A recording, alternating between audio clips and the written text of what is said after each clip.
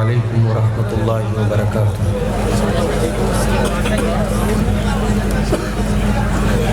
الحمدللہ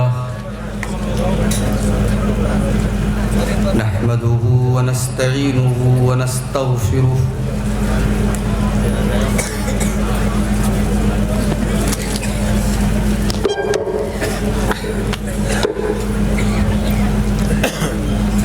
ونعوذ باللہ من شرور انفسنا ومن سیئات اعمالنا من يهده الله فلا مضل له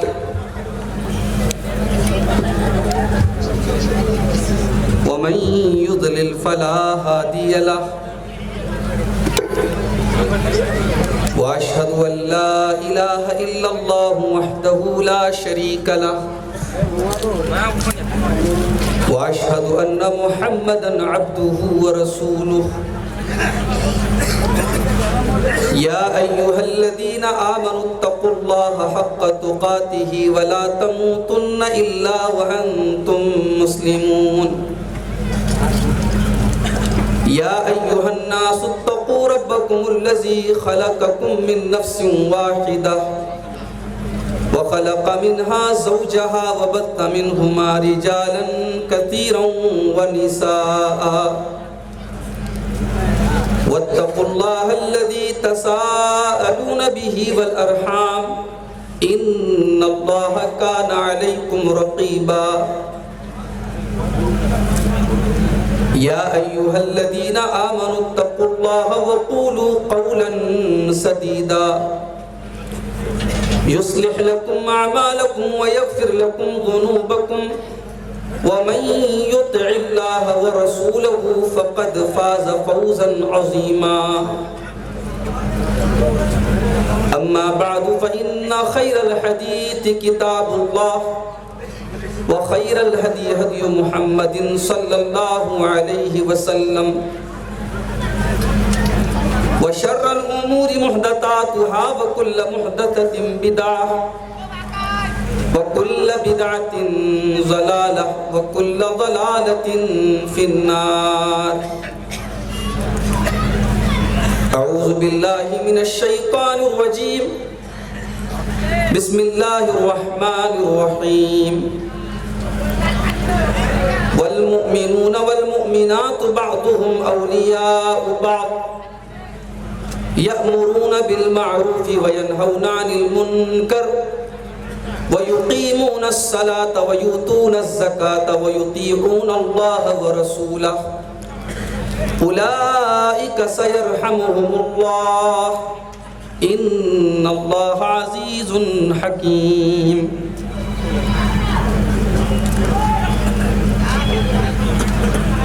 ایمان کی دولت کھو بیٹھے اسلام کی عظمت بھول ہوا انصاف دلوں سے دور ہوا اللہ کا شکوہ یاد رہا اور اپنی شرارت بھول گئے طوفان حوادث میں پھنس کر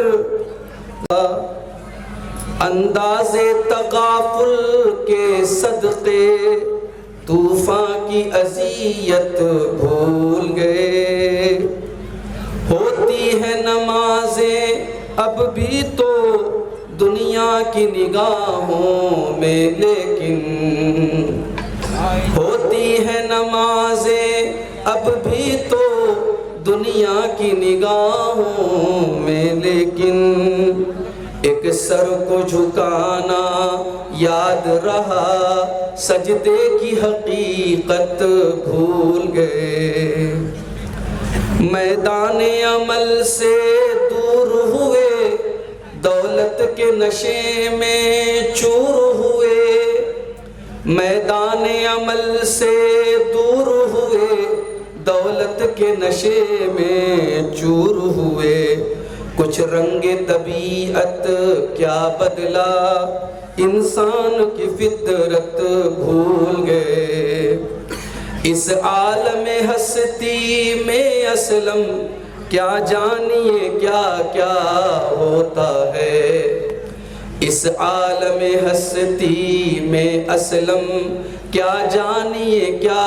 کیا ہوتا ہے، کیا کہیے کیا کیا یاد نہیں، ہم کس کی حقیقت بھول گئے، ایمان کی دولت کھو بیٹھے، اسلام کی عظمت بھول گئے، غیروں کے فسانے یاد رہے اور اپنی حقیقت بھول گئے۔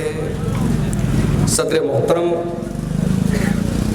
علماء کرام، محترم بزرگوں، نوجوان ساتھیوں، پردہ نشین ماں اور بہنوں، پیارے بچوں، صوبہ اڑیسہ کے بوت میں جہاں ہماری جماعت کی بڑی روشن تاریخ رہی ہے اور اہل حق کو اللہ تعالیٰ نے اس مقام پر اہل بدعت پر فتح و کامرانی سے نوازا ہے، آج اس بستی میں آ کر اور آپ حضرات کے درمیان اپنے کو پا کر میں انتہائی خوشی محسوس کر رہا ہوں۔ میں ممنون ہوں اپنے انتہائی محترم اور ہم سب کے مربی شیخ طہ سعید المدنی حفظہ اللہ کا کہ آپ نے آج اس بستی میں اور اس پروگرام میں مجھے دعوت دے کر آپ حضرات کے سامنے کچھ گفتگو کرنے کا موقع عطا فرمایا۔ مجھ سے پہلے آپ نے ہماری جماعت کے دو انتہائی موقر علماء کرام کا، شیخ پرویز المدنی حفظہ اللہ اور شیخ حافظ اسلم جامعی حفظہ اللہ کا خطاب آپ نے سماعت فرمایا۔ پروگرام کا مرکزی عنوان ہے اصلاح معاشرہ، اور شیخ طہ مدنی حفظہ اللہ نے مجھے اسی موضوع پر کچھ گفتگو کرنے کا حکم دیا ہے۔ میرے بھائیوں، ہم اور آپ مسلمان ہیں اور اللہ کے آخری نبی جناب محمد رسول اللہ صلی اللہ علیہ وسلم کے امتی ہیں۔ ہمیں اللہ تعالیٰ نے خیر امت کا لقب دیا ہے۔ تمام امتوں میں، تمام کمیونٹیز میں ہم اور آپ سب سے بہترین کمیونٹی خیر امت کے ٹائٹل کے حقدار ہیں، مگر یہ ٹائٹل اور یہ خطاب ایک بہت بڑی رسپانسبلٹی اور بہت بڑی ذمہ داری بھی اپنے ساتھ ہمیں اور آپ کو عطا کرتا ہے۔ اگر ہم اور آپ خیر امت ہیں تو ہمارا کردار بھی خیر امت والا ہونا چاہیے، ہماری ذات کے ذریعے سماج میں بھلائیوں کو فروغ ملنا چاہیے۔ اللہ تبارک و تعالیٰ نے قرآن مجید میں جب ہمیں اور آپ کو خیر امت قرار دیا تو وہیں پر ہمارا کام بھی بتایا اللہ نے کہ ہمارا کام کیا ہے، ہماری ڈیوٹی کیا ہے۔ کنتم خیر امت اخرجت للناس تأمرون بالمعروف وتنہون عن المنکر وتؤمنون باللہ۔ اے مسلمانوں، تم دنیا کی سب سے بہترین امت ہو، اخرجت للناس، تمہیں انسانیت کے لیے نکالا گیا ہے، تمہیں دنیا میں برپا کیا گیا ہے، تم اس دنیا کو، انسانیت کو، مانوتا کو کچھ دینے کے لیے آئے ہو۔ تم دیگر قوموں کی طرح نہیں ہو، تم دیگر اقوام کی طرح نہیں ہو، تمہارا مقصد انسانیت کو کچھ دینا ہے۔ تأمرون بالمعروف وتنہون عن المنکر، تمہارا سب سے پہلا کام یہ ہے، تم دنیا کو معروف کا حکم دیتے ہو، بھلائیوں کا حکم دیتے ہو، جو چیزیں اللہ کی نظر میں اچھی ہیں، جو شریعت کی نظر میں اچھی ہیں، جو انسانیت کے لیے بہترین ہیں، ان چیزوں کو تم دنیا میں پھیلاتے ہو۔ وَتَنْهَوْنَ عَنِ الْمُنْكَرِ، اور وہ تمام چیزیں جو اللہ کے دین کے اندر بری مانی گئی ہیں، جن کو رب نے برا کہا ہے، جن کو رسول نے برا کہا ہے، جو مانوتا کے لیے خطرناک ہے، جو انسانیت کے لیے مضر ہے، ان تمام چیزوں سے تم روکنے کے لیے بھیجے گئے ہو۔ وَتُؤْمِنُونَ بِاللَّهِ، اور تم اللہ تبارک و تعالیٰ کے اوپر ایمان رکھنے والی قوم ہو۔ اللہ کو ماننے کا دعویٰ کرنے والی تو بہت سارے مذہب آئیں گے، بہت سارے ادیان آئیں گے، مگر اللہ کی خالص توحید تمہارے پاس ہوگی، تم ایک اللہ کے اوپر ایمان رکھنے والی قوم ہو۔ اس مختصر سے ایک آیت کے مختصر سے الفاظ میں اور چند لفظوں میں اللہ تبارک و تعالیٰ نے ہماری ڈیوٹی، ہماری رسپانسبلٹی، ہمارا کرتویہ کیا ہے، ہماری ذمہ داری کیا ہے، اللہ نے بتا دیا ہے۔ لیکن آج جب ہم اپنے مسلم معاشرے پر نظر دوڑاتے ہیں میرے بھائی، تو ہمیں بڑے افسوس کے ساتھ کہنا پڑتا ہے کہ خیر امت کی جو خوبیاں اللہ تعالیٰ نے قرآن کریم کی اس آیت میں بیان کی ہے، یہ امت آج ان تمام خوبیوں سے محروم ہوتی چلی جا رہی ہے۔ اس امت کا نوجوان آج کن برائیوں میں مبتلا ہے، ابھی ہم اس پر روشنی ڈالیں گے، ہم اور آپ سماج میں نظر ڈال کر کے دیکھ سکتے ہیں۔ اس امت کی خواتین جنہوں نے دنیا کو کبھی ایک آئیڈیل ماں بن کر، ایک آئیڈیل بہن، ایک آئیڈیل بیوی، ایک آئیڈیل بیٹی بن کر دنیا کو سکھایا تھا کہ عورت ایسی بھی ہوتی ہے، آج اس امت کی عورتیں کہاں پہنچ گئی میرے بھائی؟ اتر پردیش کے بریلی شہر کی ایک لڑکی 8 سال مدرسے میں پڑھنے کے بعد آج وہ لڑکی مرتد ہو جاتی ہے، اسلام چھوڑ کر کے دوسرے مذہب میں داخل ہوتی ہے اور ایک غیر مسلم سے شادی کرتی ہے اور ایمان اور اسلام کو چھوڑ دیتی ہے۔ یعنی اب ہم اس اسٹیج پر پہنچ گئے جب ہمیں اپنی قوم کی بیٹیوں کو یہ بتانا پڑے گا کہ اسلام بہت اچھا دین ہے، اسے چھوڑ کے مت جاؤ۔ ہم اس مقام پر پہنچ گئے میرے بھائی۔ ہماری تاریخ تو ایسی نہیں تھی، ہم نے تو تاریخ میں ان عورتوں کو دیکھا ہے جن کے جوان بیٹے کے سامنے ان کو برہنہ کر دیا گیا، ان کے جسم سے لباس کو چھین لیا گیا، مگر ان کے دین اور ایمان کو خریدا نہیں جا سکا۔ ہماری تاریخ تو ان عورتوں کے واقعات سے بھری پڑی ہے جو اپنے مرنے کے پہلے وصیت کر کے جاتی تھی کہ میرے مرنے کے بعد میری لاش پر بھی کسی غیر محرم کی نظر نہ پڑے۔ ان کے تقویٰ، ان کے پردہ، ان کی عفت کا تو یہ حال تھا۔ آج یہ امت کہاں ہے میرے بھائی؟ اس امت کی ڈیوٹی کیا تھی اور یہ امت کہاں ہے؟ اصلاح معاشرہ تب تک ممکن نہیں ہے میرے بھائی جب تک ہم معاشرے کو برباد کرنے والی چیزوں کو جب تک ہم ایک ایک کر کے نکالیں گے۔ گھر کو صاف کرنا ہے تو ہمیں جھاڑو لے کر کے پہلے گھر کو کلین کرنا پڑتا ہے۔ ایک صالح معاشرہ، ایک بہترین معاشرہ، ایک اچھی سوسائٹی تب تک نہیں قائم ہو سکتی ہے جب تک ہم اس معاشرے کو برباد کر دینے والی چیزوں کو ہم جب تک ختم نہ کریں۔ اسلام کی نظر میں سماج کی سب سے بڑی برائی کیا ہے میرے بھائی؟ ایک معاشرہ ایسا ہے جہاں مرڈر نہیں ہو رہا ہے، جہاں زنا نہیں ہو رہا ہے، جہاں چوری نہیں ہو رہی ہے، مگر اللہ کو چھوڑ کے پتھروں کی عبادت ہو رہی ہے۔ انسان کے آگے سر جھکا رہا ہے، قبروں کے آگے سجدہ ہو رہا ہے۔ کیا اس معاشرے کو ہم ایک صالح معاشرہ کہہ سکتے ہیں؟ وہ سماج ایک صحیح سماج ہو سکتا ہے؟ نہیں۔ قرآن کریم کی نظر میں، اللہ کی نظر میں سماج کی اصلاح نہیں ہو سکتی ہے جب تک سماج کے اندر رب کی توحید نہ آ جائے۔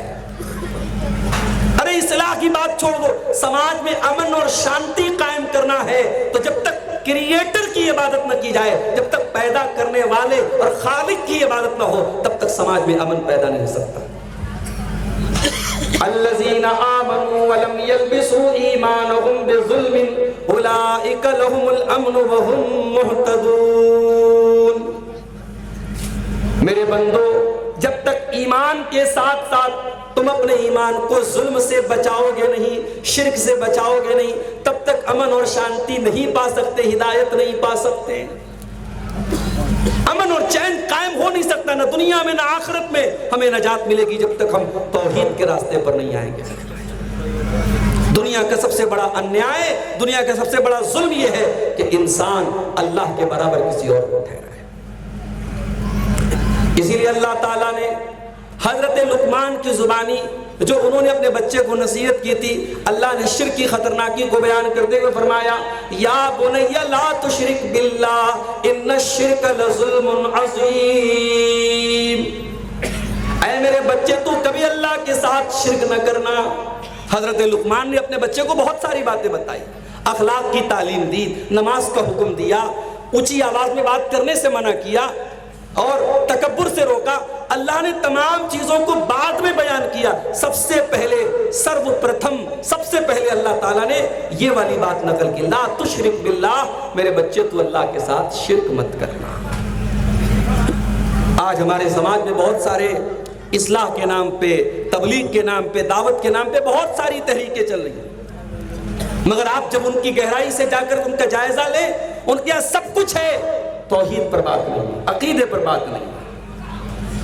جب عقیدے پر بات نہیں ہے، شرک کرنے والا بھی آپ کو قبول ہے، غیر اللہ کے در پہ سر جھکانے والا بھی آپ کو قبول ہے، اللہ کا بیٹا قرار دینے والے بھی آپ کو صحیح معلوم ہو رہے ہیں، تو پھر آپ کس بات کی اصلاح کر رہے ہیں؟ یاد رکھو میرے بھائی، اللہ کے جتنے نبی آئے، جتنے رسول آئے، جتنے پیغمبر آئے، انہوں نے اپنی دعوت اور اپنی تبلیغ کا آغاز سب سے پہلے توحید سے کیا ہے۔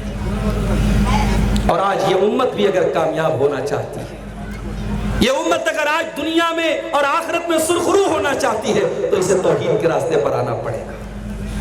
اللہ نے فرمایا سورہ نور کی آیت نمبر 55 میں، وعد اللہ الذین آمنوا منکم وعملوا الصالحات لیستخلفنہم فی الارض کما استخلف الذین من قبلہم وليمکنن لهم دینہم الذی ارتضی لهم وليبدلنہم من بعد خوفہم امنا یعبدوننی لا یشرکون بی شیئا۔ اے ایمان والو، اللہ کا وعدہ ہے، اللہ دنیا میں تمہارے دین کو غالب کرے گا، اللہ تمہیں امن اور چین عطا فرمائے گا، اللہ تمہارے ڈر سے دہشت کو نکال دے گا، ہر طرف تمہارے دین کا بول بالا ہوگا۔ شرط کیا ہے؟ یعبدوننی لا یشرکون بی شیئا، تم اللہ کی عبادت کرو، اللہ کے ساتھ کسی کو شریک نہ کرو۔ آج ہمارے ملک میں آپ دیکھ لیں میرے بھائی، اپنے علاقے کو دیکھ لیں، اپنے ضلع کو دیکھ لیں، اپنے اسٹیٹ کو دیکھ لیں، مسلمان کی پہچان آج قبر پرستی سے ہوتی ہے، مسلمان کی پہچان آج مزاروں اور اللہ کے ولیوں کی درگاہوں پر سر جھکانے سے ہوتی ہے۔ ہندو مسلم اتحاد کی بات آتی ہے تو کہا جاتا ہے صاحب ہمارے مزار پہ ہندو بھی آتا ہے، مسلمان بھی آتا ہے۔ میرے بھائیوں، اسلام کی نظر میں ایکتا اور اتحاد اور وحدت کا مطلب یہ نہیں ہے کہ آپ دین اور عقیدے سے کمپرومائز کریں۔ اسلام کسی کے ساتھ ظلم کی اجازت نہیں دیتا۔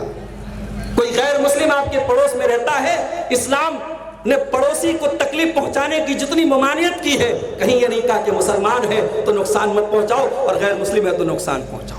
آپ کے غیر مسلم پڑوسی بھی آپ کے حسن سلوک کا اتنا ہی حقدار ہے جتنا مسلمان حقدار ہے۔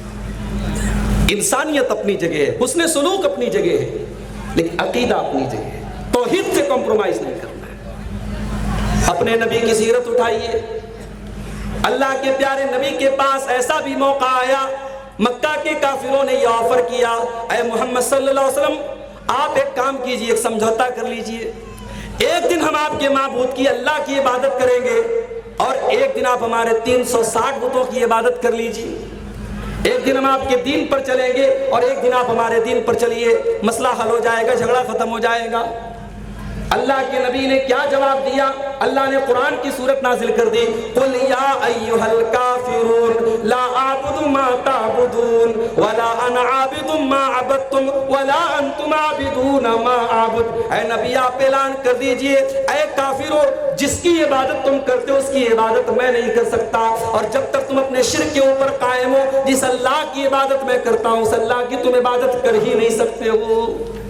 شرک پر رہتے ہوئے انسان لاکھ اللہ اکبر بولے، شرک کر رہا ہے اور زبان سے لا الہ الا اللہ پڑھ رہا ہے، ایاک نعبد و ایاک نستعین پڑھ رہا ہے، کیا مطلب ہے؟ کوئی مطلب نہیں۔ اللہ کے توحید خالص چاہیے۔ ہمارا جو کلمہ توحید ہے اس میں نیگیٹو لفظ پہلے، ہم پہلے لا کہتے، لا الہ، اللہ کے سوا تمام معبودوں کا انکار جب تک نہ کر دیں تب تک اللہ کی توحید کا اقرار کا کوئی مطلب ہی نہیں ہے میرے بھائی۔ آج مسلمان کیا کر رہا ہے؟ مسلمان آج اولیاء کرام اور بزرگوں کا احترام اس میں مانتا ہے کہ صاحب آپ بزرگوں کے قبروں پر جا کر کے سر جھکائیے، یہ ان کا احترام ہے۔ اور معاف کرنا، یہاں ہمارے اڑیسہ کی بہت بڑی بڑی اہل حدیث بستیوں سے بھی حضرات، ہمارے بھائی ہماری بہنیں آئی ہیں، بڑی تاریخی بستیاں ہیں، چمپوا سے لوگ آئے ہیں، جھومپورا سے آئے ہیں، اور آس پاس کے بہت سارے علاقوں سے لوگ آئے ہیں۔ میں ان علاقوں میں بہت سارے علاقوں میں گیا نہیں ہوں، لیکن مجھے معلوم ہے جماعت کی بڑی اچھی بستیاں ہیں، بڑی تعداد میں ہمارے اہل حدیث افراد اور کتاب و سنت پر چلنے والے افراد موجود ہیں۔ مگر ہم یہ بھی جانتے ہیں عقیدے کی کمزوریاں اب ہمارے یہاں بھی آ رہی ہیں۔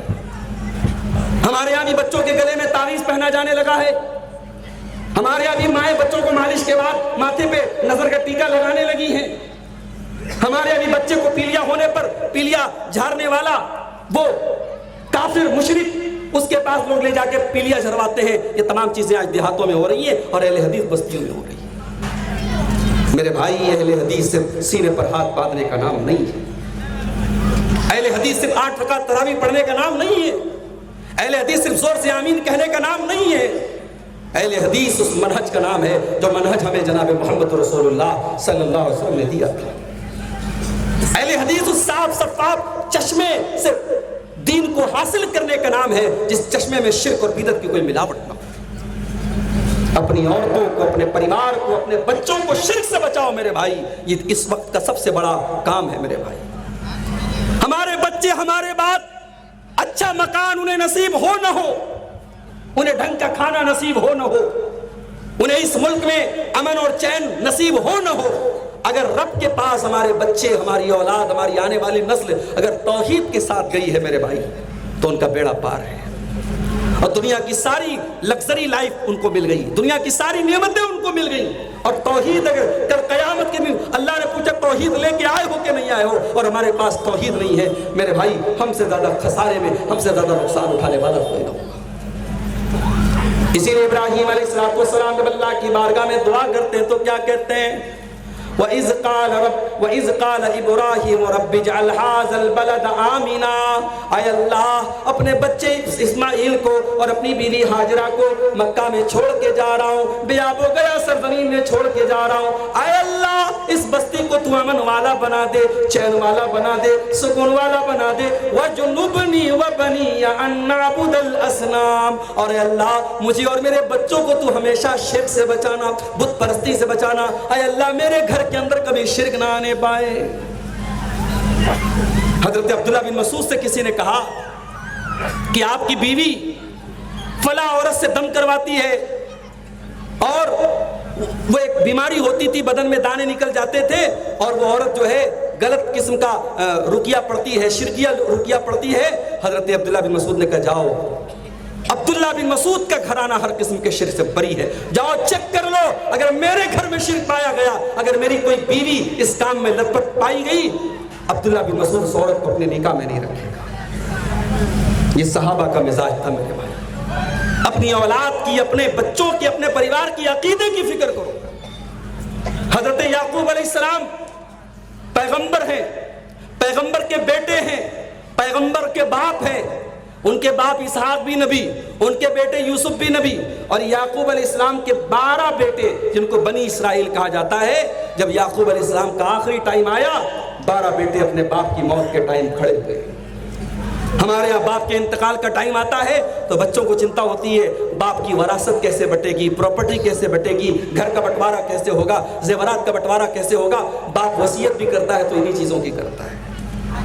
یعقوب علیہ السلام نے کیا وصیت کی اپنے بچوں کو؟ قرآن کا پہلا پارہ اٹھاؤ۔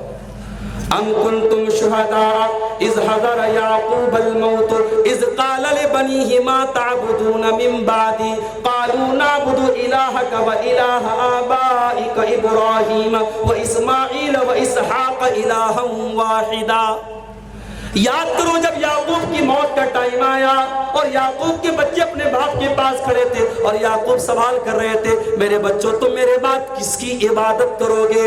بچے جواب دیتے اے ابا جان ہم اس ایک اللہ کی عبادت کریں گے جس اللہ کی عبادت آپ کرتے تھے اور آپ کے باپ دادا ابراہیم اسماعیل اور اسحاق کیا کرتے تھے۔ وَنَحْنُ لَهُ عَابِدُونَ، ابا جان ہم وعدہ کرتے ہیں ہم اسی ایک اللہ کی توحید پر قائم رہیں گے۔ توحید ہونی چاہیے میرے بھائی.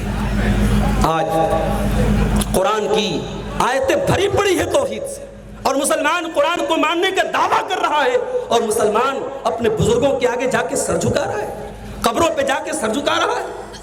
مسلمان کی لڑکیاں آج مرتد ہو رہی ہیں. آج دین اور ایمان اتنا حقیر، اتنا سستا ہو گیا.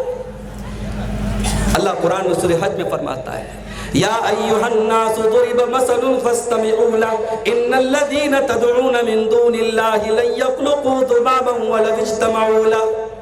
اے لوگو، اللہ تعالیٰ ایک مثال بیان کر رہا ہے. تم اللہ کو چھوڑ کر کے جن کو پکارتے ہو وہ ایک مکھی کو پیدا کرنے کی طاقت نہیں رکھتے، اور اگر مکھی ان سے کوئی سامان لے کے چلی جائے لا یستنقذوہ منہ، مکھی سے وہ چیز وہ چھین نہیں سکتے. ضعف الطالب والمطلوب، مانگنے والا بھی کمزور اور جس سے مانگا جا رہا ہے وہ بھی کمزور.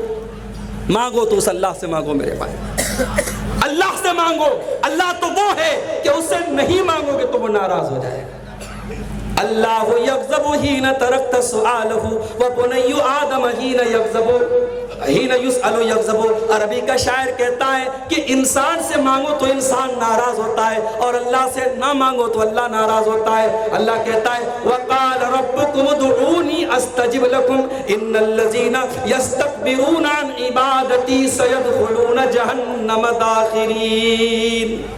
اللہ کہتا ہے میرے بندو مجھ سے مانگو، نہیں مانگو گے تکبر کرو گے تو ہم جہنم میں ڈال دیں گے. توحید کو صحیح کرو میرے بھائی. سماج کی اصلاح کرنا ہے، اس راستے پر آ جاؤ جو راستہ جناب محمد رسول اللہ صلی اللہ علیہ وسلم نے دیا ہے. اسی آپ کے اڑیسہ کے قریب میں بنگال ہے. بنگال کی بہت ساری اہل حدیث مسجدوں میں آج بھی جمعہ کے دن 2 اذانیں ہو رہی ہیں. علماء تقریر کر رہے ہیں، خطبہ جمعہ میں وضاحت ہو رہی ہے، مگر ایک مزاج بنا آ رہا ہے صاحب ہمارے باپ دادا کرتے چلے، ہم تو جمعہ میں 2 اذان دیں گے. کیوں بھائی؟ ہمارے تو مسلک کی بنیاد اسی پر ہے. کسی کا ہو رہے کوئی نبی کے ہو رہے ہیں. ہمارے تو مسلک کی بنیاد اس پر ہے اصل دین آمد کلام اللہ معظم داشتن پس حدیث مصطفیٰ پر جا مسلم داشتن. ہماری جماعت کا تو مزاج یہ ہے جو قرآن نے ہمیں بتایا ہے فلا وربک لا یؤمنون حتی یحکموک فیما شجر بینہم. اے نبی آپ کے رب کی قسم ہے جب تک آپ کے فیصلے کو آخری فیصلہ نہ مان لیا جائے تب تک لوگ ایمان والے نہیں ہو سکتے. نبی کی حدیث آ جائے، نبی کا فرمان آ جائے، نبی کا فیصلہ آ جائے اور اس کے بعد آپ کے صاحب ہمارے باپ دادا ایسا کرتے چلے آئے، ہمارے ایسا ہوتا چلا آیا، نہیں چلے گا میرے بھائی. دین کا راستہ وہی چلے گا جو نبی نے ہمیں اولاد کو دیا ہے. اللہ کے پیارے نبی فرماتے ہیں انی قد ترکتکم علی البیضاء لیلھا کنہارھا. او لوگوں میں تم کو ایسے راستے پر چھوڑ کے جا رہا ہوں جو بالکل کلیئر راستہ ہے، وہاں رات بھی دن کی طرح روشن ہے. اللہ کے نبی کا راستہ بالکل روشن ہے میرے بھائی. اس راستے سے ہٹو گے بدعتوں میں پڑو گے، اور بدعتیں کل بدعت ضلالہ وکل ضلالۃ فی النار، ہر بدعت گمراہی کی طرف لے کے جانے والی. آج آپ دیکھ لیں جن کے علماء نے ان کو پٹی پڑھا کر بدعتوں کو فروغ دیا، آج ان کے یہاں عالم یہ ہے کہ ہر دن کوئی نئی بدعت نکل رہی ہے. ہر دن دین کے نام پر کوئی نیا کام گڑھا جا رہا ہے. کہیں اذان کے پہلے درود پڑھا جا رہا ہے، کہیں مرنے کے بعد قبرستان میں مردے کو دفنانے کے بعد وہاں کھڑے ہو کے اذان دے رہے ہیں. بہت طریقے کی بدعت سماج میں فروغ پا رہی ہے میرے بھائی. جب ہم نبی کے راستے سے، نبی کے منہج سے ہٹیں گے بدعت و خرافات پیدا ہوتی چلی جائیں گی. اور آگے بڑھیے. سماج کی اصلاح کرنا ہے، اپنی زندگی کے مقصد کو پہچانو میرے بھائی. دنیا کی جو چیز اپنے مقصد کو پورا نہ کرے وہ یوز لیس ہو جاتی ہے، بیکار ہو جاتی ہے. یہ لائٹ ہے، اس کا کام روشنی دینا ہے. یہ لائٹ اگر فیوز ہو جائے ہم اسے یہاں پہ لگائیں گے نہیں، اس کو کنارے کر دیں گے، صاحب اس کا کوئی کام نہیں ہے. مائک ہے، اس کا کام میری آواز کو آپ تک پہنچانا ہے، مائک اپنا کام نہ کرے ہم اسے ہٹا دیں گے. ہماری اور آپ کی زندگی کا بھی ایک مقصد ہے میرے بھائی. ہم صرف پیسہ کمانے، کھانے، کمانے، انجوائے کرنے کے لیے دنیا میں نہیں آئے ہیں. یہ تو ایک کافر کی سوچ ہے، ایک مشرک کی سوچ ہے جو یہ کہتا ہے ان ہی الا حیاتنا الدنیا نموت ونحیا. ہم تو دنیا میں آئے ہیں، یہی جیئیں گے، یہی مریں گے. وما نحن بمبعوثین، ہمیں مرنے کے بعد دوبارہ نہیں اٹھایا جائے گا. ایک مومن کو پتا ہے میری زندگی کا مقصد کیا ہے. وما خلقت الجن والانس الا لیعبدون. میرے بندو ہم نے تم کو اپنی عبادت کے لیے پیدا کیا ہے. الذی خلق الموت والحیات لیبلوکم ایکم احسن عملا. تم دنیا میں امتحان دینے کے لیے آئے ہو, تم اللہ کو راضی کرنے کے لیے آئے ہو. ایک مومن کا تو نعرہ ہے قل ان صلاتی ونسکی ومحیای ومماتی للہ رب العالمین. میرا جینا اللہ کے لیے, میرا مرنا اللہ کے لیے, میری نماز اللہ کے لیے, میری قربانی اللہ کے لیے. جس کی زندگی میں اس کی زندگی کا مقصد ہی نہیں پتا, اس کو اپنی لائف کا ایم, اپنی لائف کا ٹارگٹ نہیں پتا ہے, وہ بیکار زندگی گزار رہا ہے میرے بھائی. اس کی زندگی کا کوئی مطلب نہیں ہے. اپنی زندگی کے مقصد کو پہچانو. ہماری زندگی کا مقصد اللہ کیسے راضی ہو جائے.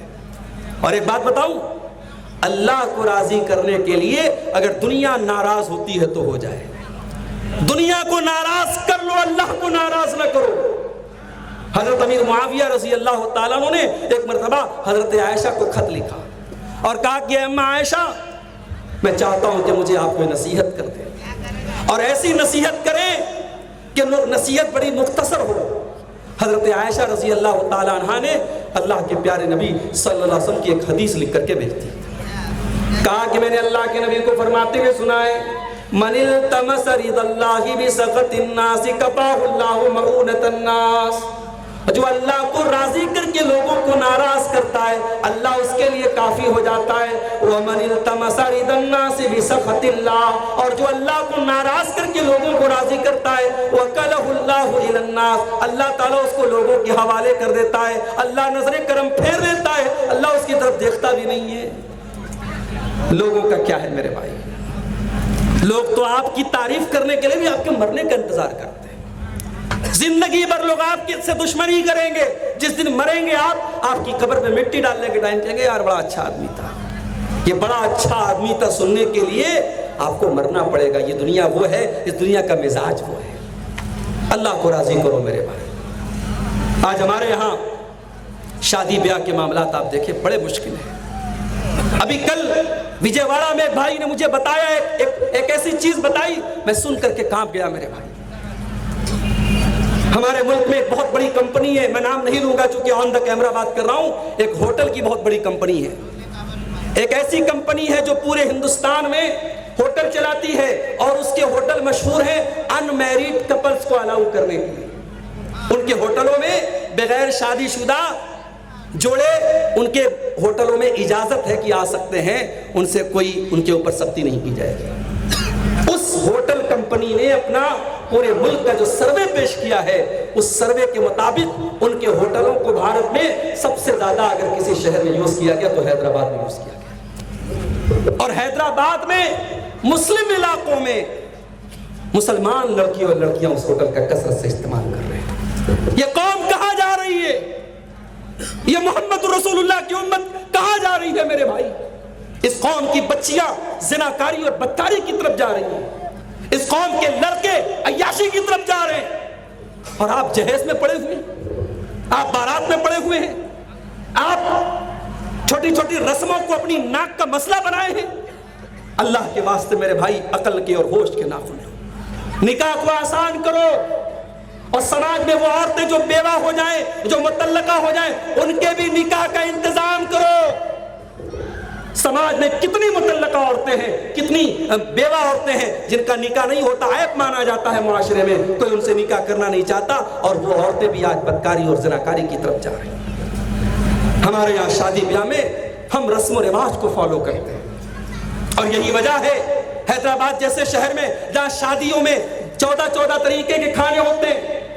ابھی اسی ہفتے میں مالیگاؤں بھی گیا. مالیگاؤں میں الحمدللہ بڑا اچھا رواج ہے.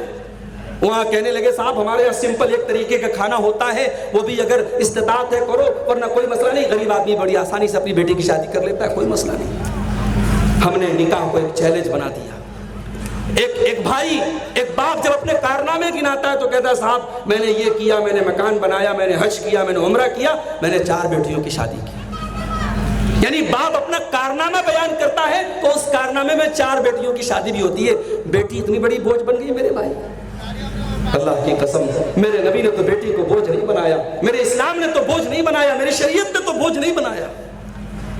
اسلام نے تو بیٹی کو رحمت بنایا. بیٹی پیدا ہوتی ہے رحمت بن کے آتی ہے, ماں بنتی ہے قدموں کے نیچے جنت ہے, بیوی بنتی ہے گھر کا سکون بنتی ہے, اور بہن ہے تو بھائی کے دکھ سکھ کا سہارا بنتی ہے. یہ عورت بوجھ کب سے بن گئی؟ ہمارے انہی جھوٹے رسم و رواجوں کی وجہ سے بنی ہے. میرے بھائی, سماج کی اصلاح کرنا ہے, ہمیں اپنے شادی بیاہ کو بھی سنت کے مطابق ڈھالنا پڑے گا. اہل حدیثوں, زمانہ انتظار کر رہا ہے کہ اہل حدیث کب اپنے نکاح اور شادی بیاہ کے معاملات میں سنت رسول کا پیروکار بنے گا.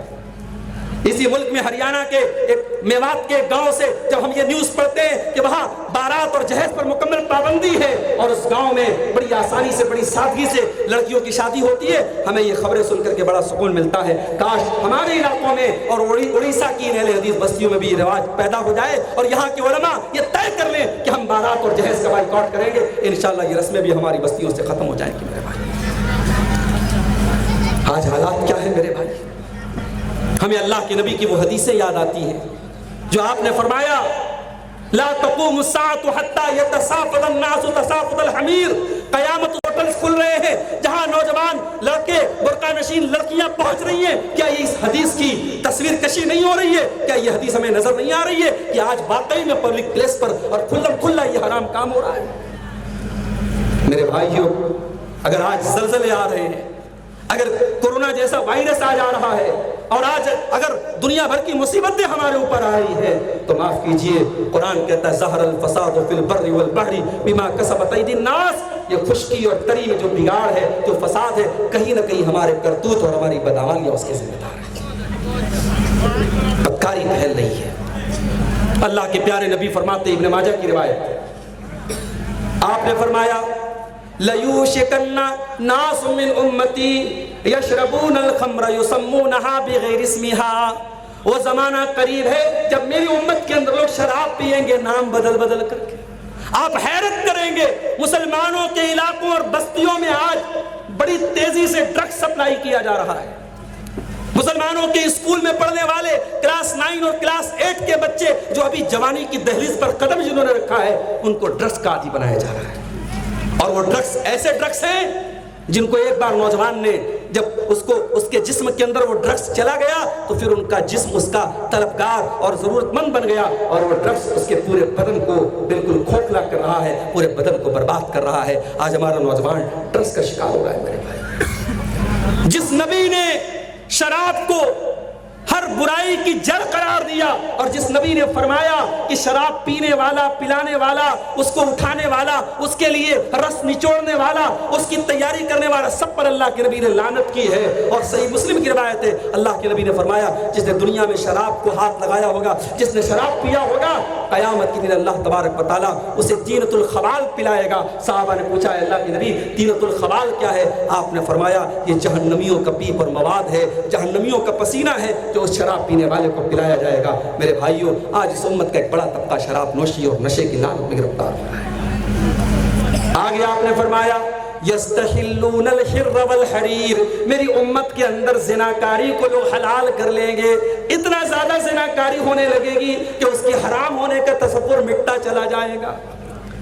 میری بہنیں جو سوشل میڈیا کا استعمال کرتی ہیں, آج اس بات کو ہمیں ماننا پڑے گا, سوشل میڈیا کہ اس دور میں زناکاری اور بدکاری بہت آسان ہو چکی ہے, اور فیس بک کے ذریعے, انسٹاگرام کے ذریعے میری بہنوں آپ کے پرائیویٹ چیٹ باکس میں آ کر آپ کو آئی لو یو بولنے والے اور محبت کے اقرار کرنے والے ہزاروں کی تعداد میں ملیں گے. مگر یہ آپ کے شریر کے بھوکے ہیں, یہ آپ کو اپنی ہوس کا نشانہ بنانا چاہتے ہیں. اللہ کے واسطے میری بہنوں, سوشل میڈیا کو اپنی عزت اور عصمت کے اترنے کا ذریعہ مت بننے دو, کسی کی ناجائز محبت مت بنو. میرے نوجوان ساتھیوں, اگر آج اس سوشل میڈیا کے ذریعے کسی کی بہن کی عزت و آبرو کے ساتھ اگر کوئی کھیل رہا ہے تو یہ بات یاد رکھے, اس کی بہن کے دروازے پر بھی کوئی دستک دے رہا ہے. ناجائز محبت مت بنو میرے بھائی. اسلام میں محبت کا ایک بڑا پاکیزہ تصور ہے.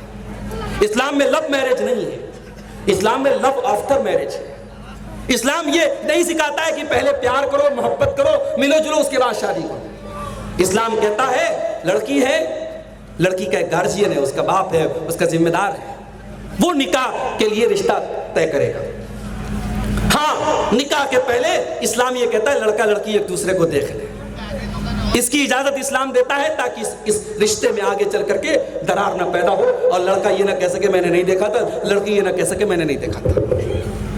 نکاح کے پہلے ایک مرتبہ رشتہ طے ہونے کے بعد دیکھنے کی اجازت ہے، اور لیکن لڑکی کا نکاح بغیر ولی کے نہیں ہوگا۔ ولی کی اجازت کے بغیر لڑکی کسی کے ساتھ بھاگ جائے، کورٹ میرج کر لے، اسلام الاؤ نہیں کرتا ہے۔ اور اسلام یہ بھی الاؤ نہیں کرتا ہے کہ کسی لڑکی کی شادی اس کا ولی زبردستی کرا دے۔ لڑکی نہیں چاہ رہی ہے، لڑکے کی دینداری اسے پسند نہیں ہے، لڑکے کا گھرانہ اسے پسند نہیں، یعنی واقعی میں اگر کوئی وجہ ہو، کبھی کبھی ایسا ہوتا ہے آج کا زمانہ فیشن کا زمانہ ہے، لڑکیاں بلا وجہ بھی انکار کرتی ہیں تو اس کو سمجھایا جائے، لیکن اگر واقعی میں کوئی معقول وجہ ہو، بسا اوقات ہمارے پاس ایسے بھی کیس آئے، ایسی لڑکیوں کے فون آئے کہ ان کے والدین زبردستی اس کی شادی ایسے لڑکے کے ساتھ کرنا چاہ رہے ہیں جو ایک ٹائم کی نماز نہیں پڑھتا، جو بدعتی ہے، جو مشرک ہے، جو شرکیہ کام کرتا ہے، وہ بیٹی قرآن و حدیث پہ چلنے والی، اس کے دل میں یہ جذبہ ہے کہ میری شادی کسی توحید والے سے ہو، موحد سے ہو، قرآن و حدیث پہ چلنے والے سے ہو، وہ والدین سے کہہ رہی ہے، مگر سماج میں بہت سارے مسئلے ہیں، والدین تیار نہیں ہیں، یہ کیس بھی ہمارے سامنے آتے ہیں میرے بھائی۔ تو لڑکی کی شادی بغیر ولی کے بھی جائز نہیں ہے، اور ولی کے لیے بھی جائز نہیں کہ زبردستی اپنی لڑکی کی شادی کرے، لڑکی کی رضامندی بھی ضروری ہے۔ اب جب یہ نکاح ہوگا، شریعت کی تمام کنڈیشنز کو پورا کر کے جب یہ نکاح ہوگا، اس نکاح کے ذریعے اللہ محبت پیدا کرے، اور یہ محبت وہ محبت ہوتی ہے میرے بھائی، لڑکا کہیں کا ہے، لڑکی کہیں کی ہے، نکاح ہو جاتا ہے، شادی ہو جاتی ہے، اللہ کیسے محبت دلوں میں ڈال دیتا ہے۔ وَمِنْ آيَاتِهِ أَنْ خَلَقَ لَكُم مِّنْ أَنفُسِكُمْ أَزْوَاجًا لِتَسْكُنُوا إِلَيْهَا وَجَعَلَ بَيْنَكُمْ مَوَدَّةً وَرَحْمَةً۔ میرے بندو، اللہ کی بہت بڑی نشانی ہے، اس نے تمہاری بیویوں کو پیدا کیا تاکہ تم ان سے سکون حاصل کرو، اور اللہ نے میاں بیوی کے بیچ میں محبت پیدا کر دی۔ یہ محبت اسلام کی نظر میں پاکیزہ محبت ہے۔ کسی کی ناپاک محبت مت بنو میری بہنوں، سوشل میڈیا کا استعمال بہت احتیاط کے ساتھ کرو۔ اگر اسلام یہ کہتا ہے لا یخلون رجل بامرأۃ، خبردار کوئی مرد کسی عورت کے ساتھ اکیلے میں نہ ملے، کیونکہ تیسرا وہاں شیطان ہوتا ہے، تو فیس بک پر بھی تیسرا شیطان ہوتا ہے۔ لڑکیاں بڑی خوش ہیں صاحب، face book per I D بنا لی، حجابی گرل، اس کے سارے فوٹوز حجاب میں آ رہے ہیں، نئے نئے حجاب اور نئے نئے برقعے پہن کر کے وہ اپنے فوٹو فیس بک، کیا ضرورت ہے تجھے اپنے حجاب والے فوٹو ڈالنے کی؟ بعض لڑکیاں بڑی ہوشیار ہوتی ہیں، وہ شادی کے موقع پر سجتی ہیں، سنورتی ہیں، نئے کپڑے پہنتی ہیں، مہندی کا ڈیزائن بنواتی ہیں، اور اس کے بعد فوٹو ڈالتی ہیں فیس بک پر، چہرے کو چھپا لیتی ہیں تاکہ اللہ بھی خوش ہو جائے، شیطان بھی خوش ہو جائے، تقویٰ کا بھرم بھی رہ جائے اور فیس بک پر نمائش بھی ہو جائے۔ معاف کرنا میری بہنوں، یہ بہت بڑا فتنہ ہو چکا ہے۔ میں اس لیے یہ باتیں کھل کے بول رہا ہوں کیونکہ آج ہمارا نوجوان، چاہے وہ لڑکا ہو چاہے لڑکی ہو، اس فتنے میں مبتلا ہے، اور ہمیں اس حقیقت کو تسلیم کرنا پڑے گا میرے بھائی۔ جو قرآن یہ کہتا ہے آپ سے وَلَا يَضْرِبْنَ بِأَرْجُلِهِنَّ لِيُعْلَمَ مَا يُخْفِينَ مِنْ زِينَتِهِنَّ، اے مسلمان عورتوں، جب تم گھر میں چلا کرو تو اپنے پاؤں کو زمین پہ زور زور سے مار کے نہ چلا کرو، تمہارے پائل کی جھنکار بھی تمہاری زینت ہے۔ جس عورت کے پائل کی جھنکار اس کی زینت ہے، کیا اس کی مہندی کے ڈیزائن اس کی زینت نہیں ہے؟ کیا اس کے خوبصورت کپڑے اس کی زینت نہیں ہے؟ خبردار، سوشل میڈیا کے ذریعے غیر محرموں کے سامنے اور پوری دنیا کے سامنے اپنے فوٹوز اور ویڈیوز مت ڈالو میرے بھائی، میری ماں اور بہن۔ قرآن تو آپ کو ایک غیر محرم سے اگر بات کرنا پڑے تو قرآن تو اس کا بھی طریقہ بتاتا ہے۔ فَلَا تَخْضَعْنَ بِالْقَوْلِ فَيَطْمَعَ الَّذِي فِي قَلْبِهِ مَرَضٌ وَقُلْنَ قَوْلًا مَّعْرُوفًا۔ اے ایمان والی عورتوں، جب تمہیں کسی غیر محرم سے بات کرنا پڑے تو تم لچک کے ساتھ بات نہ کیا کرو۔ ہمارے شیخ طہا صاحب بیٹھے ہیں، لڑکیوں کی تربیت کے تعلق سے بڑا ایکسپیرینس اور تجربہ ہے، آپ حضرات کو ایک مشورہ دینا چاہتا ہوں۔ میں یہ تو لازم نہیں قرار دیتا کہ آپ اپنی بچیوں کو مدرسے میں پڑھاؤ ہی پڑھاؤ، وہ تو آپ کی مرضی، آپ کی چوائس ہے کہ آپ اپنی بچیوں کو کہاں پڑھاتے ہیں، مگر میں آپ کو ایک مشورہ دینا چاہتا ہوں کہ اپنی بچیوں کو قرآن کی 2 سورتیں ترجمہ اور تفسیر کے ساتھ ضرور پڑھا دینا۔ قرآن کے 18ویں پارے میں آپ کو سورہ نور مل جائے گی، اور قرآن کے 21ویں اور 22ویں پارے میں سورہ احزاب مل جائے گی۔ یہ قرآن کی 2 سورتیں اپنے گھر کی عورتوں کو ضرور پڑھا دینا۔ انشاءاللہ اگر ان دونوں صورتوں کو ہماری لڑکیوں نے پڑھ لیا، انشاءاللہ کوئی محبت کے نام پر اپنے ٹریپ میں پھنسا نہیں سکتا، کوئی ان کو مرتد نہیں بنا سکتا ہے۔ آج افسوس کی بات ہے میرے بھائی، آج اللہ تعالیٰ کی ہماری گردن پکڑی جائے گی کل قیامت کے دن کہ ہم نے اپنی بیٹیوں کو، اپنی بہنوں کو کیوں دین سے دور رکھا۔ سال میں ایک بار جلسہ کرا لینے سے اور عورتوں کو بلا لینے سے ان کی تربیت نہیں ہو جائے گی میرے بھائی۔ آپ کی بچیاں، آپ کے جو بچیوں کے باپ ہیں وہ کان کھول کے سن لیں، وہ بچیاں ان کی گردن پہ اللہ کی امانت ہے۔ آج تک آپ نے یہ حدیث سنی ہوگی کہ باپ جنت کا دروازہ ہے، ماں کے قدموں کے نیچے جنت ہے، مگر آج وہ حدیث سنانے جا رہا ہوں، ماں باپ اپنے کان کھڑے کر لیں، ماں باپ اپنے کان کھڑے کر لیں، بیٹیوں کا باپ اور بیٹیوں کی ماں غور سے سنیں۔ اللہ کے پیارے نبی فرماتے ہیں ما من عبد یسترعیہ اللہ رعیۃ ثم یموت یوم یموت وہو غاش لرعیتہ الا حرم اللہ علیہ الجنہ۔ یہ صحیح مسلم کی روایت ہے۔ اللہ کے پیارے نبی نے فرمایا اگر کسی کے کندھے پر اللہ تعالیٰ نے کوئی ذمہ داری ڈالی ہے، اگر کسی کے کندھے پر اللہ نے کوئی ذمہ داری ڈالی ہے اور اس ذمہ داری کو اس نے صحیح طریقے سے نہیں ادا کیا، فراڈ کیا، دھوکہ کیا اور اسی حالت میں مر گیا، جنت حرام ہے اس انسان کے اوپر۔ میری ماں، تیری جوان بیٹی رات کو 2 بجے کس سے بات کر رہی، تیری ذمہ داری نہیں ہے؟ میرے بھائی، آپ ایک لڑکی کے باپ ہیں، آپ کی بیٹی کو آپ نے 15,000 کا موبائل دلایا اور آج اس کے ہاتھ میں 50,000 کا موبائل آ گیا، آپ کو پوچھنے کا حق نہیں تیرے پاس یہ موبائل کہاں سے آیا؟ آپ کی بیٹی اسکول سے گھر آتی ہے، راستے پر مسکرا کے موبائل پر بات کرتی ہے، کہ آپ کو یہ تحقیق کرنے کا حق نہیں ہے کہ آپ کی بیٹی کو ایسی کون سی اہم بات ہے کہ وہ راہ چلتے بات کر رہی ہے؟ آج بیٹیوں کے پیار اور لاڈ اور محبت میں ہم اتنے اندھے نہ ہو جائیں کہ ہم ان کی تربیت سے غافل ہو جائیں، اور تربیت کے معاملے میں اتنے سخت بھی نہ ہو جائیں کہ ہم ان سے محبت کرنا چھوڑ دیں۔ میرے بھائی، قرآن کریم میں اللہ تعالیٰ ہماری قوم کی ان بیٹیوں کو کیسے زندگی گزارنا ہے اس کا سلیقہ ہمیں سکھاتا ہے، اور قرآن کی یہ 2 سورتیں سورہ احزاب اور سورہ نور ضرور اپنی بیٹیوں کو آپ سکھا دیجیے۔ اور آگے بڑھیے۔ سماج میں آج بگاڑ کی ایک بہت بڑی وجہ یہ بھی ہے، سماج میں طاقت کا مس یوز ہو رہا ہے، طاقت کا غلط استعمال ہو رہا ہے، اور جس کے پاس طاقت اور پاور ہے وہ اپنے پاور کا غلط استعمال کر رہا ہے۔ یاد رکھو میرے نوجوانوں، اسلام آپ کو یہ حکم دیتا ہے آپ طاقتور بنو، المومن القوی خیر واحب الی اللہ من المومن الضعیف۔ اللہ کے پیارے نبی صلی اللہ علیہ وسلم فرماتے ہیں طاقتور مومن اللہ کو زیادہ پسند ہے کمزور کے مقابلے میں۔ جو گٹکھا کھا رہا ہے، جو سگریٹ پی رہا ہے، جو نشہ کر رہا ہے، وہ طاقتور مومن نہیں ہو سکتا ہے، وہ اپنے جسم کو برباد کر رہا ہے۔ اور بڑے مزے کی بات یہ ہے، گٹکھا کی پیکٹ پر پھیپھڑے کی خطرناک تصویر بھی بنی ہے، سگریٹ کے پیکٹ پر پھیپھڑے کی خطرناک تصویر بھی بنی ہے، لکھا ہوا ہے ٹوبیکو کازز کینسر، ٹوبیکو کے تمباکو کے استعمال سے کینسر ہوتا ہے۔ پھر بھی حکومت لائسنس دے رہی ہے اور نوجوان اس کو خرید رہا ہے، دکاندار اس کو بیچ رہا ہے اور لوگ اس کو استعمال کر رہے ہیں۔ حضرت انس کہتے ہیں کہ میں گھر میں میرے سوتیلے باپ، ابو طلحہ ان کے سوتیلے باپ تھے، کہا میرے گھر میں شراب کا دور چل رہا تھا، شراب پی رہی ہمارے ابو طلحہ جو ان کے سوتیلے باپ تھے، ان کی ماں نے ان سے شادی کی تھی، کہا وہ شراب اپنے دوستوں کو پلا رہے تھے۔ اتنے میں قرآن کی آیت اللہ کے نبی کے اوپر جب نازل ہوئی، سورہ مائدہ کی آیت نازل ہوئی کہ انما الخمر والمیسر والانصاب والازلام رجس من عمل الشیطان، شراب، جوا وغیرہ یہ سب گندے کام ہیں، شیطان کے کام ہیں، ان سے بچو۔ کہتے جب یہ آیت ہمیں پہنچی ہے، میرے باپ ابو طلحہ نے حکم دیا جاؤ شراب کے سارے برتن گلی میں ڈال دو، اور کہتے جب میں گلی میں برتن کو بہانے گیا جب شراب، تو میں نے دیکھا کہ جرت فی سکل مدینہ، مدینہ کی گلیوں میں شراب پانی کی طرح بہ رہی ہے۔ شراب ان کے کلچر کا ایک حصہ تھی، مگر نبی کا ایک فرمان آیا اور قرآن کی ایک آیت اتری، صحابہ کرام نے آمنا و صدقنا کہا اور انہوں نے شراب کے تمام برتنوں کو توڑ دیا اور شراب مدینہ کی گلیوں میں بہنے لگی۔ میرے بھائی، اطاعت اس کو کہتے ہیں، اتباع اس کو کہتے ہیں، اور رسول سے محبت اس کو کہتے ہیں۔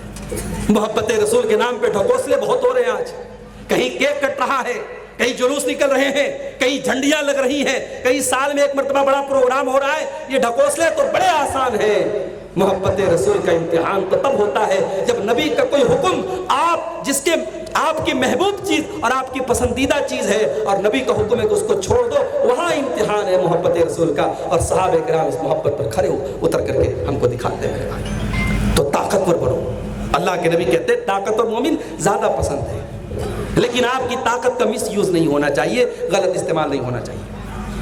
دو چار باتیں اور بیان کرتا ہوں، 12 بجنے والے ہیں، آپ حضرات بھی دور سے آئے ہیں۔ اصلاح معاشرہ کی ہم بات کر رہے ہیں۔ معاشرے کی اصلاح تب تک ممکن نہیں ہے جب تک سماج کے اندر اصلاح کرنے والے نہ ہوں۔ بڑے غور سے سننا، یہ پوائنٹ بڑا اہم ہے۔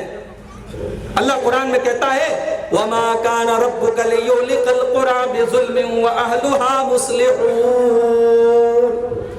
میرے بندو، ہم کسی بستی کو ہلاک نہیں کرتے جب تک اس بستی کے اندر اصلاح کرنے والے موجود ہوں۔ آپ کے سماج میں اگر حلال کو حلال کہنے والے، حرام کو حرام کہنے والے، صحیح کو صحیح کہنے والے اور غلط کو غلط کہنے والے ہیں، اس بستی کو اللہ ہلاک نہیں کرے گا۔ اور یہ کام کون کرے گا؟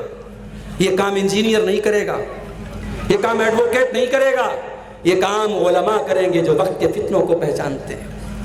وہ علماء کریں گے جو علماء ربانی ہیں، جو علماء حق ہیں، جو کتاب و سنت کے جانکار ہیں۔ وہ بتائیں گے صحیح کیا ہے، غلط کیا ہے۔ ورنہ آج کل تو ایسے ایسے لوگ پیدا ہو رہے ہیں جو یہ کہتے ہیں صاحب میں یونیک بات بتا رہا ہوں، جن کی دعوت اور جن کی گفتگو کا خلاصہ یہ ہوتا ہے میں وہ بات بتا رہا ہوں جو آج تک علماء نے نہیں بتائی۔ ہمارا نوجوان کہتا ہے یار تو واقعی میں بڑی نئی بات بتا رہا ہے۔ اب وہ نئی بات کیا بتا رہا ہے بھائی؟ اسلام تو کوئی نیا نہیں ہے، قرآن تو کوئی نیا نہیں، حدیث تو کوئی نہیں، یہ نئی بات کہاں سے آ گئی؟ آپ کے بہار کے دربھنگا میں ایک آدمی پیدا ہوا، اس نے کہا صاحب میں عیسیٰ ہوں اور میں ہی مہدی ہوں۔ لوگوں نے کہا تیرا نام شکیل ہے، تیرے باپ کا نام حنیف ہے۔ اس نے کہا میرا نام محمد شکیل ہے، اور محمد، اللہ کے نبی نے کہا تھا کہ مہدی کا نام میرے نام پر ہوگا تو میرا نام محمد شکیل ہے، لہذا میں مہدی بھی ہوں۔ اور کہا کہ عیسیٰ ابن مریم بھی میں ہوں، اور حدیث میں آتا ہے کہ عیسیٰ ابن مریم دمشق میں اتریں گے ایک مسجد کے مینار پر، وہ دلی کے ایک علاقے کی ایک مسجد کو کہتا ہے جو کہ میں یہاں پر اترا ہوں۔ اور وہ بیہودہ دجال کو کہتا ہے کہ دجال، حدیث میں آتا ہے کہ دجال کے پیشانی پر کاف فا را لکھا ہوگا، وہ کہتا ہے کاف سے مراد امریکہ ہے اور فا اور را سے مراد فرانس ہے، امریکہ اور فرانس یہی دجال ہے۔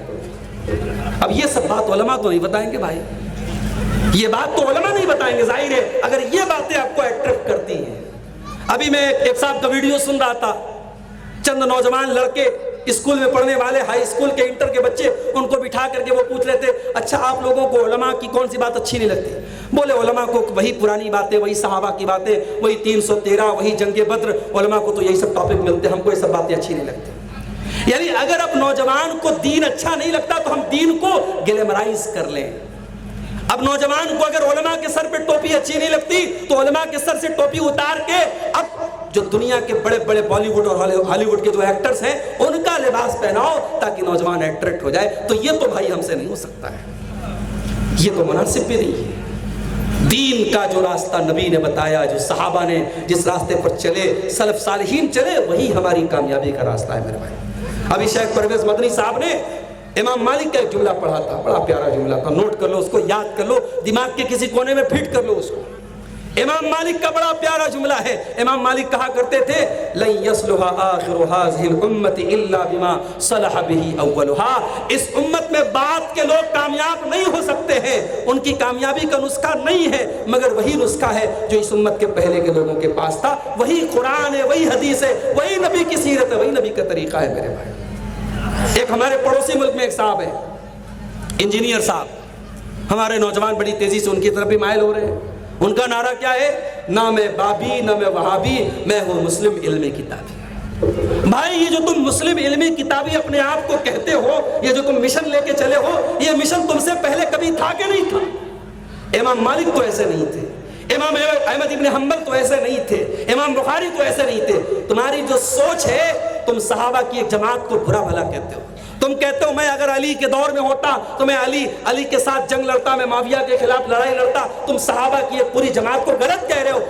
یہ سوچ اور یہ نظریہ اس امت میں کبھی نہیں رہا، اور تم کہہ رہے ہو میں حق پر ہوں۔ میرے نبی کا فرمان ہے میری امت میں ایک طبقہ ہمیشہ حق پر رہے گا۔ تو اگر یہ علمی کتابی جو اپنے آپ کو کہتے ہیں اگر یہ صحیح ہے تو ان سے پہلے یہ کہاں تھے؟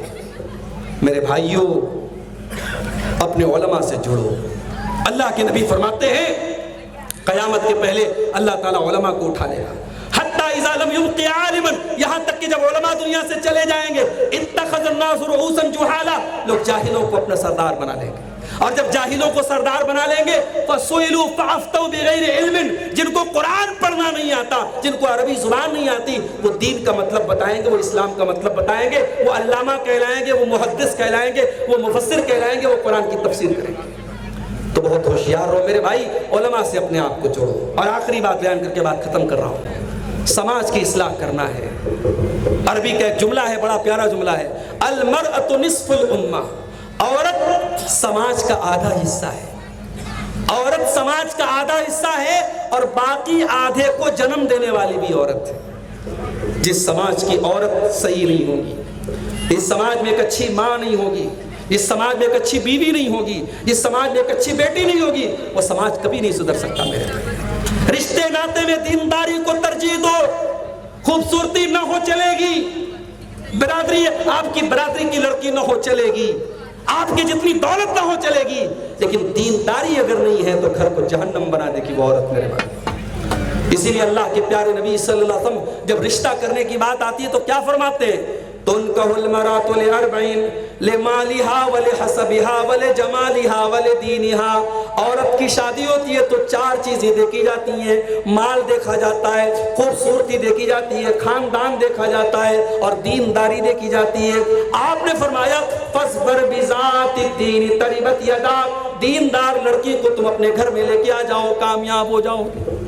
آج کتنی غریب گھر کی دیندار لڑکیاں ہیں، بیچاری ان کے اچھے رشتے نہیں آ رہے ہیں، ان کا باپ پریشان ہے، اس کی لڑکی کے اندر کوئی کمی نہیں ہے، دینداری بھی ہے، تقوی بھی ہے، شرم و حیا بھی ہے، بس اتنی دولت نہیں ہے جو اور امیروں کے پاس ہے. ان غریب بچیوں کا ہاتھ کوئی پکڑنے والا نہیں ہے. میرے بھائیوں، ہم اور آپ رشتے ناطے میں دینداری کو ترجیح دیں تو ہمارے گھروں میں دیندار عورتیں آئیں گی، اور جب گھر میں دیندار عورت آئے گی تو گھر کا ماحول بدلے گا میرے بھائی. آپ علماء کی زندگیوں کے بارے میں پڑھیے. امام بخاری رحمت اللہ علیہ اگر امام بخاری ہوئے ہیں تو اس میں ان کی ماں کا بڑا کردار ہے.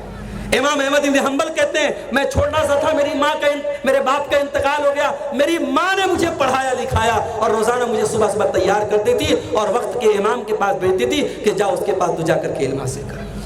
امام بخاری کا بڑا مشہور واقعہ آپ نے سنا ہوگا، بچپن میں ان کی آنکھوں کی روشنی چلی گئی، بیمار ہوئے، آنکھوں کی روشنی چلی گئی. ان کی ماں نے تہجد پڑھ کے دعا کی کہ اللہ میرے بچے کی آنکھوں کی روشنی لوٹا دے، ورنہ یہ حدیثوں کو کیسے یاد کرے گا. اللہ نے اس دکھیاری ماں کی دعا کو سنا اور امام بخاری کی آنکھوں کی روشنی لوٹائی. میرے بھائیوں، ایک اچھی ماں سماج میں کب ملے گی؟ جب ہم دیندار عورت کو اپنے گھر میں لائیں گے. اور میری ماں آپ سے بھی کہنا چاہتا ہوں، اپنے بچوں کی تربیت پر توجہ دو.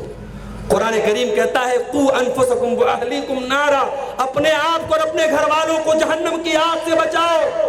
ہم اپنے بچوں اور اپنے پریوار سے بہت محبت کرتے ہیں، ہمارے پریوار کو ذرا سی کھروچ آئے ہم بے چین ہو جاتے ہیں. میری ماں بتاؤ کہ آپ پسند کرو گی کل آپ کی بیٹی جہنم کی آگ میں آپ کے سامنے جلے کہ آپ گوارا کر لو گی؟ میرے بھائیوں، آپ پسند کریں گے آپ کی بیوی، آپ کے بچے، آپ کا پریوار جہنم کی آگ میں جلے؟ آپ نہیں برداشت کر سکتے. دنیا کی آگ میں جلتا ہوا آپ اپنے بچوں کو نہیں دیکھ سکتے. ابھی میں سفر میں تھا، بچے بھی ہمارے ساتھ میں آئے ہیں. ابھی آج صبح میں بھدرک میں جب اترا، ہوٹل میں سویا ہوا تھا، ایک ڈراؤنا خواب مجھے دکھائی دیا. خواب دیکھا، میں نے اہلیہ سے کہا صرف خواب میں ہم لوگوں نے بچوں کے بارے میں کچھ غلط دیکھ لیا تو ڈر گئے کہ پتہ نہیں کیا ہونے والا ہے. میں نے اہلیہ سے کہا کہ کچھ اللہ کی راہ میں صدقہ خیرات کر دو، پتہ نہیں کیا معاملہ ہے. ہم بچوں سے اتنی محبت کرتے ہیں میرے بھائی، ہم اپنے بچوں کو دنیا میں ہلکی سی تکلیف پہنچتا ہوا نہیں دیکھ سکتے.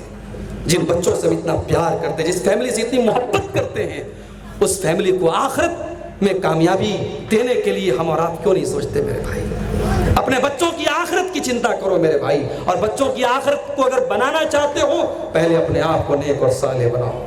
قرآن کریم میں اللہ نے واقعہ بیان کیا حضرت موسیٰ اور حضرت خضر کا کہ جب دونوں جا رہے تھے ایک بستی سے، بستی میں دیکھا کہ ایک دیوار گر رہی ہے. حضرت خضر نے کھڑے ہو کر کے دیوار کو ٹھیک کر دیا.